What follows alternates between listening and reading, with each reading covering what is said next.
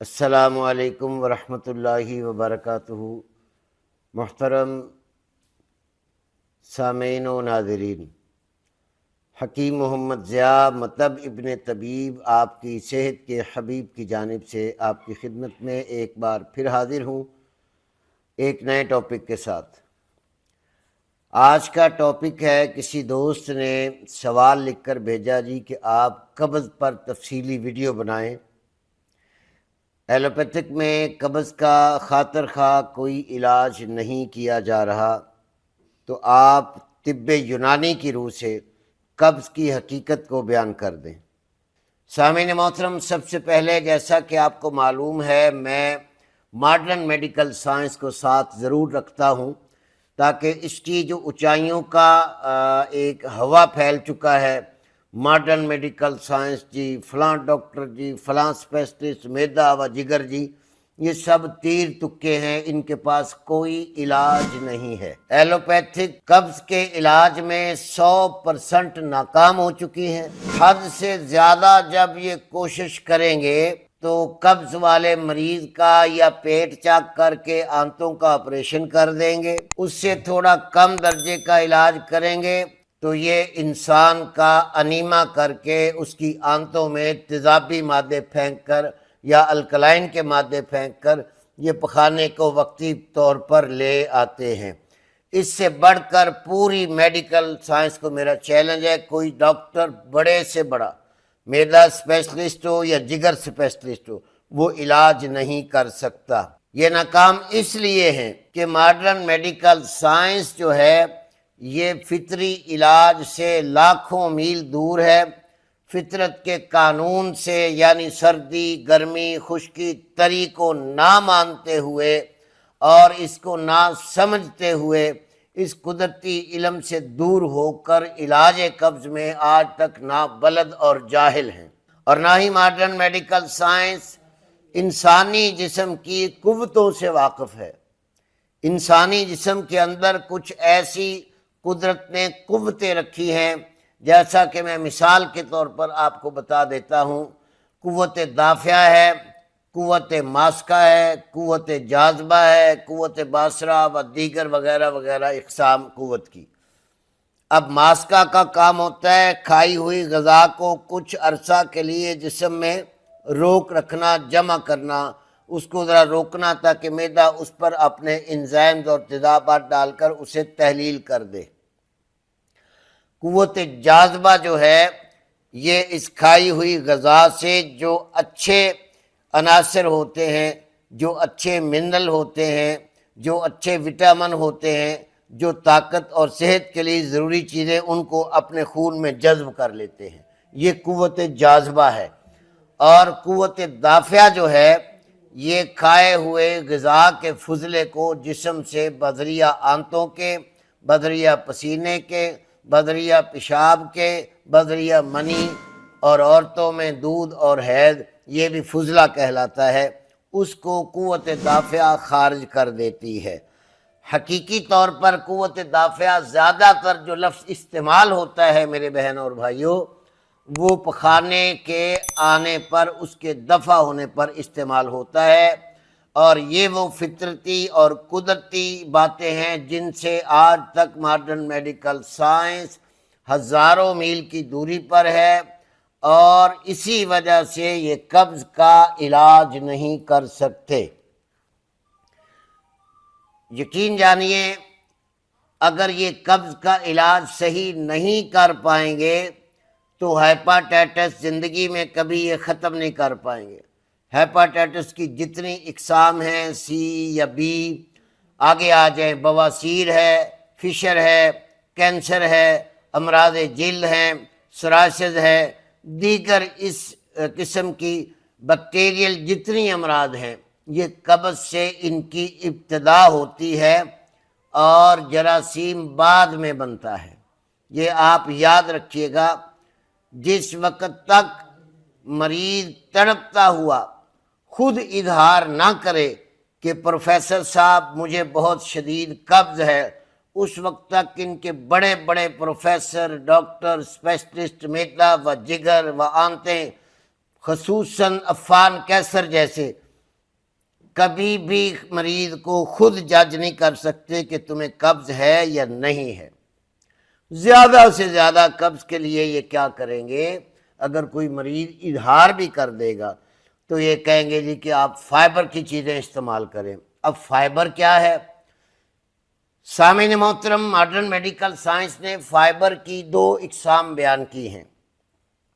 سولیبل fibre یعنی جسم میں حل ہو کر جذب ہو جانے والا، انسولیبل فائبر اور جسم میں غیر منہضم جو ہضم نہ ہو وہ مواد جو باقی بچ جاتا ہے۔ ماڈرن میڈیکل سائنس نے اسے فائبر کہہ کر یہ ڈرامہ رچایا ہوا ہے، اور یہ فائبر کے لیے سارے پھل بتا دیتے ہیں، ساری سبزیاں بتا دیتے ہیں۔ کچھ پھل قبض پیدا کرنے والے ہوتے ہیں، کچھ پھل دست لانے والے ہوتے ہیں، کچھ پھل پیچس اور مروڑ لانے والے ہوتے ہیں۔ ہمارے اندھے ماڈرن میڈیکل سائنس کے پڑھے لکھے پروفیسر نہیں جانتے کہ ہر فروٹ کے اندر فائبر ضرور ہے، لیکن وہ کچھ ہضم ہونے والے ہیں، کچھ غیر ہضم ہونے والے ہیں، اور تمام فضلے کو خارج کرنے کے لیے خالی فائبر کی ضرورت نہیں ہوتی، کچھ غذا کے فضلات بھی خارج ہونے چاہیے۔ جبکہ فائبر کا معنی یہ ہے کہ وہ غذا جسم سے خارج ہو جائے جو ہضم نہیں ہوئی۔ معلوم یہ ہوا کہ قبض والے مریض کو دھوکہ دیا جاتا ہے کہ بس یہ پھل کھا لو، یہ سیب کھا لو جی، انگور کھا لو جی، فلاں کھیرا کھا لو جی، فلاں سبز پتے کھا لو۔ کچھ بھی نہیں میرے بھائی، ڈرامہ ہے، علم ہے ہی نہیں ہے، ذرا بھر نہ عقل ہے نہ علم ہے میڈیکل کو کہ اس کو قبض ہوئی کیوں ہے، اس کی قبض کی عمر ہے یا نہیں ہے، یہ بوڑھا ہے جوان ہے، کیا کھاتا ہے کیا نہیں کھاتا، کبھی نہیں پوچھیں گے۔ یہی ان کی سب سے بڑی جہالت ہے۔ سامعین محترم، اب آگے میں عرض کرتا چلا جاؤں، یہ جو پھل بتاتے ہیں، اب پھل میں دیکھیں 3 اقسام کے پھل ہیں پوری دنیا میں۔ ایک پھل جب کچا ہوتا ہے تو شدید کھٹا ہوتا ہے۔ مثال کے طور پر آم لے لیں، انگور لے لیں، فالسا لے لیں، جامن لے لیں، سٹرابری لے لیں، بیریز لے لیں، چیریز لے لیں۔ اب یہ پھل جو شروع سے کھٹے ہوتے ہیں اور اینڈ میں جا کر کچھ میٹھے اور کچھ کھٹے میٹھے اور کچھ کھٹے سے بھی کھٹے ہو جاتے ہیں، جس کی مثال میں آپ کو پھر دے دیتا ہوں۔ انگور کھٹے سے میٹھا ہو گیا، کھجور کاٹھی سے میٹھی ہو گئی، آم بالکل کھٹا تیزابی ہوتا ہے، لوگ آم کا اچار ڈالتے ہیں، آپ کھاتے ہیں، بعد میں شہد سے میٹھا ہو جاتا ہے۔ جامن کھٹا تھا، کاٹھا تھا، کھٹا ہی رہا، فالسا کھٹا ہی رہا، سٹرابری کھٹی ہی رہی، کنو کھٹا ہی رہا۔ یہ کبھی بھی بچپن میں کنوں کو توڑو تو مزید تلخ ہوتا ہے، جیسے جیسے پک جائے گا شدید تھوڑا سی مٹھاس اور کھٹاس وٹامن سی کا غلبہ رہے گا۔ ایک کوالٹی۔ دوسری کوالٹی یہ قدرت بیان کر رہا ہوں، کچھ پھل شروع سے کچے جب ہوتے ہیں تو کسیلے ہوتے ہیں، بالکل پھیکے سے۔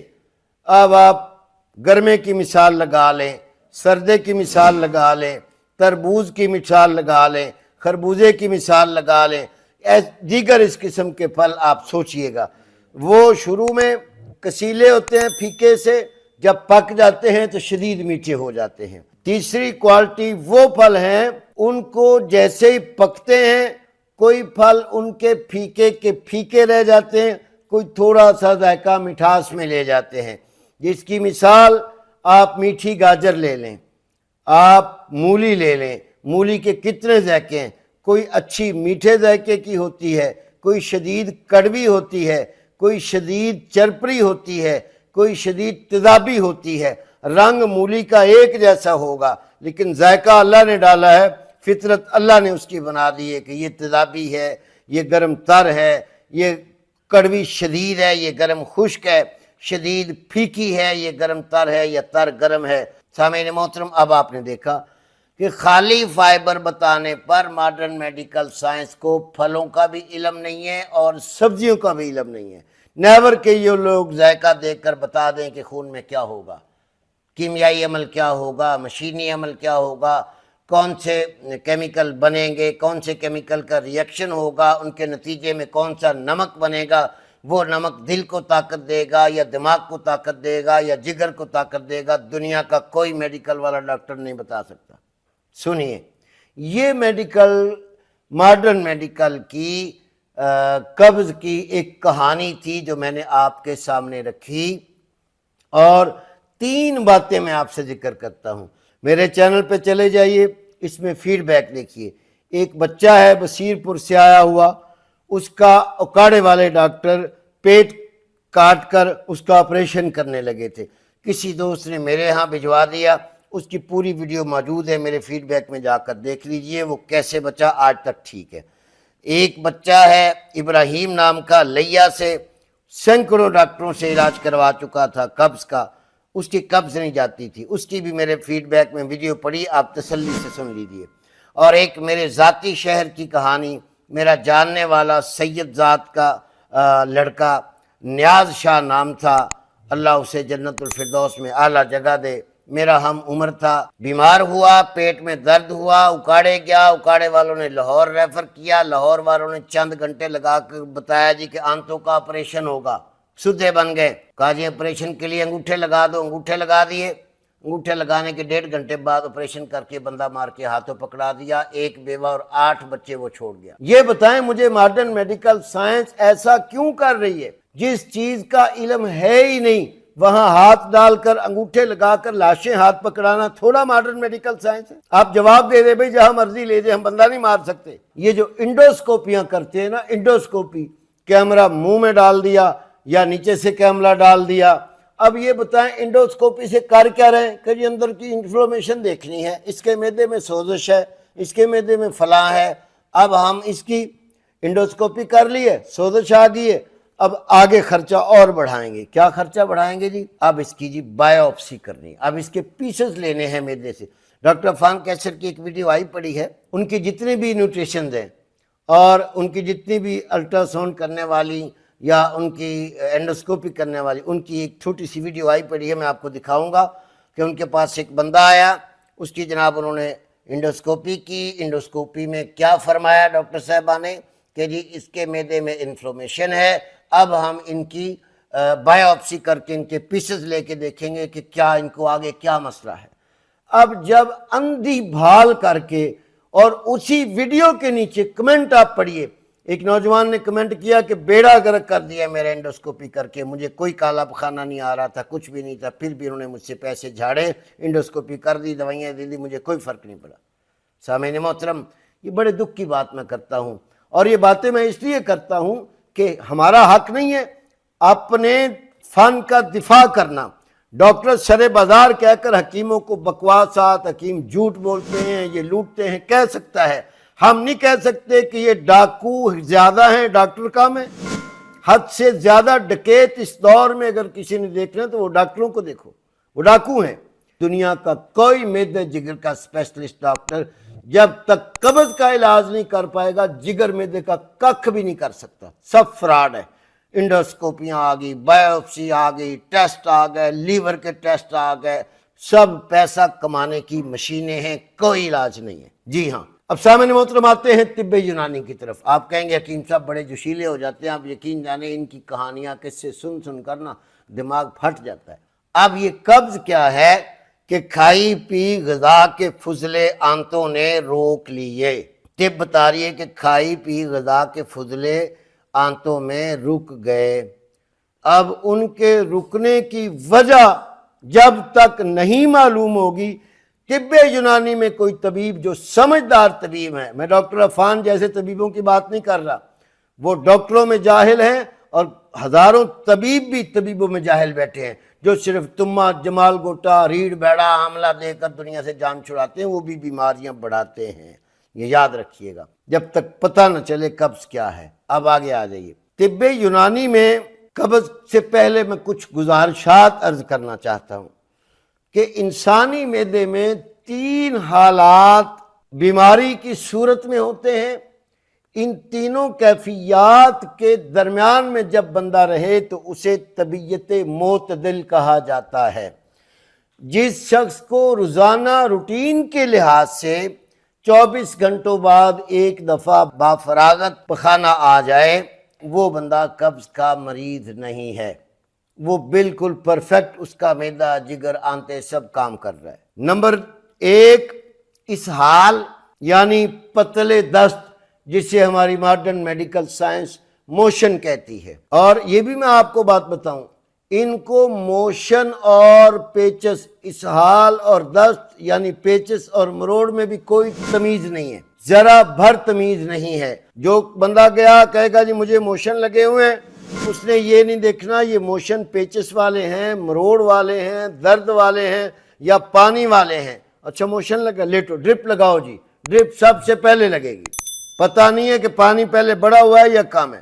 اب سمجھیے معدے کی پہلی حالت، اگر انسان کے اعصاب تیز ہو جائیں، انسان کی نروس ٹیشوز کی غذائیں تیز ہو جائیں، اعصابی غذائیں فار ایگزامپل دودھ، دلیا، کسٹرڈ، پھرنی، کھیر، حلوہ کدو، گھیا توری، بھنڈی، عربی، ماش کی دال اور دیگر ایسی عصبی چیزیں جب حد سے زیادہ کھا لے، امرود کھا کر پانی پی لے، خربوزہ کھا کر پانی پی لے، تربوز کھا کر پانی پی لے، ان ساری چیزوں کے بعد ایک تفن اندر پھیلتا ہے، اس تفن کے بعد پھر طبیعت میں زہر بنتا ہے، تو پھر اس زہر کو طبیعت تیزی سے پانی کی طرح خارج کرتی ہے۔ اس کا آخری درجہ ہیضہ ہے، اور ہیضے سے پہلے پہلے خالی دست رہتے ہیں۔ سامعین محترم، یہ ہے دست، اسی میں آ گیا ہیضہ، اسی میں آ گیا پتلے پانی جیسے پخانے، اسی میں آ گیا جسم کا ٹھنڈا ہونا، اسی میں آتا ہے جسم کی نکاہت اور کمزوری، دل کا کمزور ہو جانا، اور اسی میں چوتھے درجے میں اگر بندہ چلا جائے تو ڈی ہائیڈریشن بھی ہو جاتی ہے، وہاں نمکیات ضائع ہو جاتے ہیں، وہاں ڈرپ لگانا فرض عین ہے۔ سنو ڈاکٹروں، میں کہہ رہا ہوں ڈرپ لگانی چاہیے، لیکن جب پانی حد سے زیادہ کم ہو جائے، آنکھیں کھچنے لگ جائے اور جلد خشک ہو جائے، اکڑ جائے، تشنج آنے کا خطرہ ہو، تب ڈرپ لگتی ہے۔ ڈرپ میں ہوتا کیا ہے؟ نمکول ہوتا ہے، نمک والا پانی ہوتا ہے۔ یہ نمک والا پانی ڈالتے ہیں تاکہ جسم میں پانی نمک کے ساتھ رک جائے اور شریانیں چپکنے سے، بند ہونے سے بچ جائے۔ بہت اچھا علاج کرتے ہیں آپ، لیکن جب لالچ میں آ کر آپ ایک ڈرپ سے بندہ ٹھیک ہو گیا، پیسے کمانے کے لیے آپ 4 چڑھا دیں گے تو دوبارہ اس سے موشن اور ہیضہ شروع ہو جائے گا اور وہ مر جائے گا۔ یہ آپ کی بے ایمانی ہے۔ جی سامعین، یہ جو دست آتے ہیں نا، یہ دست آتے ہیں انسان کے معدے کے اندر نروس ٹیشوز کی زیادتی، بلغم کی زیادتی اور حرارت کی کمی سے، تیزاب کی کمی سے جب غذائیں کچی رہ جاتی ہیں، آگے نہ آنتوں میں مواد گر رہا ہوتا ہے، نہ پتا مواد گرا رہا ہوتا ہے، نہ لبا گرا رہا ہے، نہ آنتوں کے تیزاب مل رہے ہیں، غذا ایک کچا کچرو پانی سا بن جاتا ہے۔ تو ویسے ہی جب وہ آنتوں میں چلا جاتا ہے تو پھر جب یہ چھوٹی آنت میں نکل گیا تو پتلا پخانہ، طبیعت کہتی یہ خون بننے کے قابل نہیں ہے، اسے نکال دو۔ یقین جانیں جب ایک طریقے سے دست آ رہے ہوں تو تھوڑا تھوڑا روکنا چاہیے، یکدم ٹیکا گولی دے کے روکنے سے بندہ مر سکتا ہے، اس کے زہر اندر رہ جائیں گے، اس لیے تسلی سے دیکھ کر علاج کرنا چاہیے۔ سامعین محترم، اب جب یہ مواد معدے کے اندر ہی خراب ہو جاتا ہے اس حال والا، تو پھر انسان کو الٹی آتی ہے، پھر معدہ ہی نیچے نہیں جانے دیتا، باہر نکال دیتا، پانی کی طرح الٹی آئی، بندہ ٹھیک ہو گیا۔ جب زہر پیدا ہو جائے، ہیضے کی کیفیت پیدا ہو جائے، تو پھر الٹیاں بھی، پوٹیاں بھی، ڈی ہائیڈریشن بھی، سب کچھ ہو جاتا ہے، حتیٰ کہ موت واقع ہو جاتی ہے۔ اب آگے آ جائیں، پیچس، مروڑ۔ اب یہ پیچس کیا ہے؟ یہ آنتوں کا فعل ہے، یہ معدے کا فعل نہیں ہے۔ یہ ہیضہ میں نے کہا معدے سے شروع ہوگا، اسہال معدے سے شروع ہوں گے۔ پیچس یہ آنتوں سے، چھوٹی آنتوں سے شروع ہوں گے۔ جب اس میں پتے کا بائل گرے گا، لبے کی انسولین گرے گی، آنتوں کے ہارمون گریں گے، معدے کا تیزاب جائے گا، حرارت بڑھ جائے گی، لیکن حرارت کے ساتھ تیزابات کی وجہ سے رطوبات کم ہو جائیں گی، پخانہ بنے گا، سدے بنیں گے، تھوڑا تھوڑا کر کے دن میں 2-3 دفعہ آئے گا۔ حاجت اس طرح ہوگی کہ جیسے بڑا پخانہ آیا ہے، بھاگ کر باتھ روم گئے، تھوڑا سا آ گیا، تیز حالت ہوگی تو کبھی تھوڑا سا خون بھی آ گیا، آؤں بھی آ گئی، ریشہ بھی آ گیا، اس کو ہم کہتے ہیں پیچش، مروڑ، غدی پخانے۔ اور حقیقت آپ کو بتا دوں، اصل قبض ہی یہی ہے کہ پخانہ بن رہا ہے لیکن پوری طرح خارج نہیں ہو رہا، ٹوٹ ٹوٹ کا دن میں 2-3 دفعہ آ رہا ہے، یہی حقیقی طب یونانی میں قبض کہلاتی ہے کہ روزانہ کی روٹین سے ایک دفعہ موشن نہیں آ رہا، ٹوٹ ٹوٹ کر آ رہا ہے، تھوڑا تھوڑا آ رہا ہے، خون آ رہا ہے، ریشہ آ رہا ہے، پیپ آ رہی ہے، آؤں آ رہی ہے، تھوڑی سی بھی کوئی چیز مرچ مسالے والی کھاتا ہے، جس سے بھی تلے ہوئے پکوڑے سموسے، اب یہاں میں عفان کیسر کا ساتھ دوں گا، اس حالت میں مرچ مسالہ اور تیز قسم کی تلی ہوئی چیزیں انتہائی نقصان دیتی ہیں، جسے ہم پیچش کہہ رہے ہیں۔ تو عزیزان محترم، یہ ہے پیچش اور مروڑ۔ اب اس میں ساتھ پیشاب سفید نہیں آئے گا، پیلا ہو جائے گا، قطرہ قطرہ آئے گا، کیونکہ پیشاب تک گلینڈ تک گرمی پہنچ گئی ہے، پوری نہیں پہنچی، تیزاب کی وجہ سے رک گئی ہے، گرمی خشکی ہے۔ اس تاریخ میں جیسے ہی گرمی تری پیدا کر دیں گے، پخانہ کھل جائے گا، دردیں ختم ہو جائیں گی۔ عزیزان محترم، آگے آئیے۔ تیسری حالت ہوتی ہے شدید قبض، جس کو ہمارے پنجاب پاکستان والے سمجھتے ہیں کہ جی اصل قبض یہ ہے۔ آئیے ذرا اس کا بھی میں تھوڑا آپریشن کر دوں۔ سامعین محترم، یہ قبض نہیں ہوتی۔ جو بندہ افیم کھائے، چرس پیے، شراب پیے، آئس کھائے اور کوئی دھتورا، اجوین خراسانی، بھنگ یا بھنگ والی دوائیاں یا ایسی نشے والی دوائیاں جو ٹائم کے لیے حکیم بیچ دیتے ہیں، افیم ڈال کر، بھنگ ڈال کر، کچھ قسم کے جوز ماسل اور یہ چیزیں ڈال کر، وہ بھی قبض کر دیتے ہیں۔ یہ قبض بیسک نہیں ہوتی، یہ آپ کی آنتوں کے ریکٹم کا پانی تک خشک کر دیتے، کیونکہ آپ کو شوق ہوتا ہے نا امساک پیدا کرنے کا۔ اب جب آپ امساک پیدا کریں گے غیر فطری، تو پھر سب سے پہلے آپ کی آنت خشک ہوگی۔ آہستہ آہستہ اوپر سے غذائیں، چائے بڑی پی جا رہی ہے جی، کافی بڑی پی جا رہی ہے جی، یہ ساری ٹییں، ساری کافیاں آپ کے پخانے کو روکتی ہیں۔ ڈاکٹر عفان تو کہتا ہے نا کافی جگر کے لیے بڑی مفید چیز ہے، میں دعوے سے کہتا ہوں جگر کا مریض آئے تو 15 دن 3 ٹائم کافی پلا دے، کینسر ہو کے مر جائے گا۔ اندھا دھند فیرنگ کرتے رہتے ہو، جو انگریز بابا نے کہہ دیا تو مان، تمہارا ذاتی علم ہے کہاں؟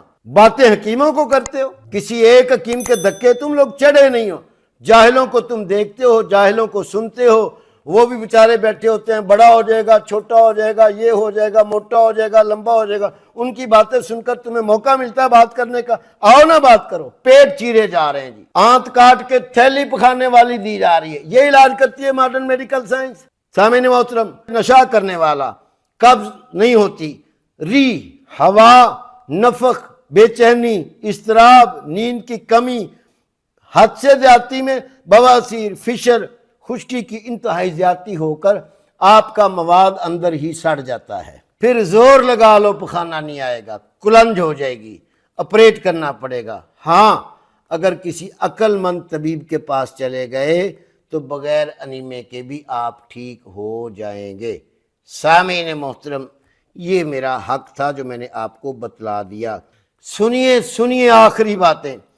قبض کی وجہ سے جلد پہ خارش، دھدر، چنبل، تیزابیت، سرائسز جگر، سرائسز پھیپھڑا اور پورے تلی پر دانے بن کر تیزاب پورے خون میں پھیل جاتا ہے۔ ایسے نہیں فرمایا کہ قبض ام الامراض ہے۔